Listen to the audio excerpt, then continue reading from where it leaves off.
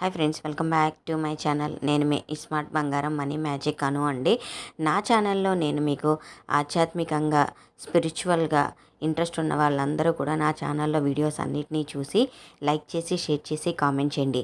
ఇక్కడ నేను మీకు పుణ్యక్షేత్ర దర్శనాలన్నీ కూడా మీకు నా ఛానల్లో దశరథ మహారాజుని యొక్క ఇంటికైతే వచ్చాము. ఇప్పుడు మనం ఇది ఇప్పుడు మీరు చూస్తున్న ఈ దశరథ మహారాజు యొక్క ఇల్లు చాలా అద్భుతమైన అందమైన ముఖద్వారం కలిగి రంగురంగుల బొమ్మలతో ఆకర్షణీయంగా అయితే ఉంటుందండి. ఈ మందిరంలోనే రాముల వారి యొక్క సోదరులతో కలిసి తన బాల్యం నుంచి యవ్వనం వరకు ఇక్కడే నివసించారని మనకు పురాణాల ప్రకారం అయితే తెలుస్తుంది. బట్ ఇక్కడ మీరు చూస్తున్నటువంటి ఈ రాజభవనము దశరథ మహారాజు గారు కట్టించినది అయితే కాదండి. కాలక్రమేణా అది పడిపోవడంతో పునర్నిర్మాణం గావించి చిన్న చిన్న నమూనాలను అయితే అక్కడైతే ఉంచారనమాట. ఏదేమైనా కూడా ఈ స్థలంలోనే, ఈ ప్రదేశంలోనే దశరథుల వారు తన సతీ సమేతంగా పిల్లలతో కూడా ఇక్కడంతా గడిపారని చెప్పి ఇక్కడ విశ్వసిస్తారు. ఇప్పుడు ఈ మందిరంలో సీతారామ లక్ష్మణ మందిరాలు అయితే ఉన్నాయండి. అలాగే ఈ మందిరంలో స్వామివారు ఎప్పుడు కూడా శ్రీరామ నామ జపం అనేది జరుగుతూ ఉంటుంది, నామస్మరణ అనేది జరుగుతూ ఉంటుంది. సుందరాకాండ పారాయణ అనేది సాధువులు మునులు వీళ్ళందరూ కూడా ఇక్కడ వచ్చి స్వామివారి నామస్మరణ అయితే చేస్తూ ఉంటారండి. చూడండి, ఈ మందిరం ఎంతో అద్భుతంగా అయితే ఉంటుందండి. చక్కగా అక్కడి నుంచి మనం బయటికి రావాలన్నా కూడా రాబుద్ది కానంత అందంగా అయితే తీర్చిదిద్దారనమాట. ఇప్పుడు మీరు ఈ మందిరంలో అటువైపు ఇటువైపున చిన్న చిన్న గదులు ఉన్నాయండి. అబ్బా, నిజంగానే బొమ్మరిల్లులో ఉన్నామా మనము అన్నంత అద్భుతంగా అయితే అనిపించింది. నాకైతే అక్కడి నుంచి రావాలని అయితే అనిపించలేదండి. సో మేము వెళ్ళిన సమయానికైతే అక్కడ రామనామ జపం స్మరణ అయితే జరుగుతూ ఉంది. స్వామివారికి పూజ కార్యక్రమాలు, అభిషేక కార్యక్రమాలు నిర్వహిస్తూ ఉన్నారండి. సో అందుకనే ఆలయం మూసేసి బయట అయితే భక్తులందరూ కూడా శ్రీరామనామ స్మరణ అయితే చేస్తూ ఉన్నారనమాట.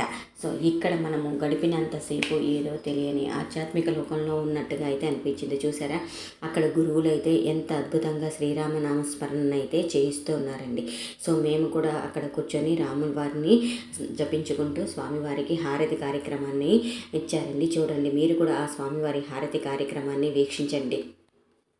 అలాగే అయోధ్య వెళ్ళిన వారు తప్పకుండా దశరథ మహల్ని వీక్షించి అక్కడ స్వామివారిని నివసించి ఆడుకున్న ప్రదేశాలన్నింటినీ కూడా మీరు చూడాలని చెప్పి మనస్ఫూర్తిగా కోరుకుంటూ ఈ వీడియోని అయితే నేను మీకు చూపిస్తూ ఉన్నానండి. బట్ మీరేంటి అంటే రాజమహల్ అనగానే ఏ మైసూర్ ప్యాలెస్, ఏ ఉదయగిరి కోట ఆ టైప్లో అయితే ఊహించుకోకండి.